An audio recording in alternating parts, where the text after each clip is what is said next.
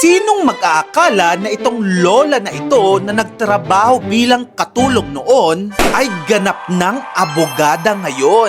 Ito ang inspiring na kwento ni Attorney Rosula Nanay Rose Calacala. 8 years old pa lang si Rosula nang mawala ang kanyang ama. Dahil mag-isang itinaguyod ng kanyang ina ang pamilya, kinailangan niyang tumulong. Kaya sa murang edad na 10, namasukan na siya bilang kasambahay kung saan-saan siya nagtrabaho para lang may pagpatuloy ang kanyang pag-aaral. Mahilig magbasa si Nanay Rose. Lahat binabasa niya, pocketbooks, textbooks, at kahit anong papel na may nakasulat, binabasa niya. May nagturo raw sa kanya kasi noon. Ang sabi, kahit balot ng tinapa, basta may print, basahin mo. Kaya naman nag-aral siyang mabuti at talagang natural sa kanya ang maraming alam dahil sa hilig sa pagbabasa. Kaya naman noong 1984, nakapagtapos siya sa kursong commerce. At makalipas lang ng 1 taon, naging certified public accountant na siya. Mula sa pagiging katulong, naging isang professional na si Nanay Rose. Pero hindi pa pala roon nagtatapos ang kanyang kwento. Nagkaroon ng pamilya si Nanay Rose. Nagtrabaho siya sa bangko, naging school director, at kalaunan ay nagsilbi sa local government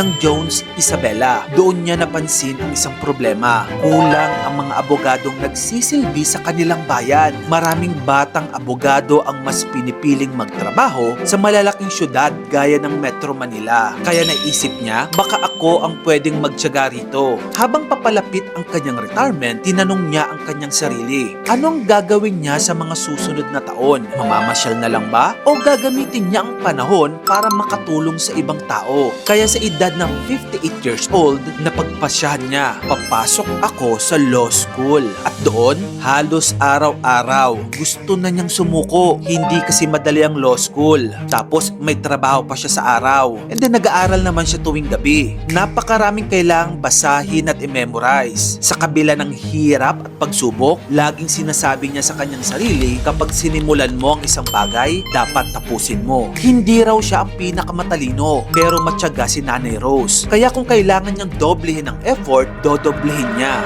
Ngunit dumating ang pinakamabigat na pagsubok. Noong pandemic, nagkaroon siya ng COVID habang may online examination. Sobrang hina niya at halos wala siyang maisagot. Binitawan niya ang ballpen at sinabi sa kanyang asawa na hihinto na siya. Pero hindi siya pinabayaan ng kanyang pamilya at mga profesor. Ang kanyang asawa ang gumawa ng mga gawaing bahay para makapag-focus siya sa pag-aaral. Ilang buwan bago ang bar exam, napilayan pa siya. 5 months siyang nakahiga habang nagre-review. At habang naghahanda siya para sa pinaka-importanting exam ng kanyang buhay, namatay ang kanyang ina. Habang nagbabasa siya, tumutulo rin ang kanyang mga luha. Pero kahit pagod ang kanyang katawan at sugatan ng kanyang puso, hindi niya binitawan ang kanyang pangarap. December 5, 2023, mahigit 10,000 examinees ang naghintay sa resulta ng bar examinations. Out of 10K, 3,812 lamang ang pumasa. At kasama sa listahan ang isang 62 years old first-time taker, Rosula Di Calacala. Nang makita niya ang kanyang pangalan, napahagulgol siya. Hindi ko inaasahan sa kapatid ko. Sa isang iglap, bumalik sa kanyang alaala ang lahat. Ang batang naging katulong, ang pagod sa trabaho, ang COVID, ang pagkapilay, ang pagkawala ng kanyang ina, at ang lahat ng gabing pinili niyang magpatuloy.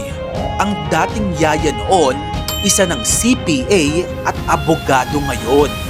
Ang kwento ni Attorney Rosula ay patunay na hindi hadlang ang kahirapan at lalong hindi hadlang ang edad. Minsan, natutupad ang pangarap habang bata ka pa. Pero madalas, kailangan mo munang lampasan ang ilang dekada ng hirap bago dumating ang tamang panahon.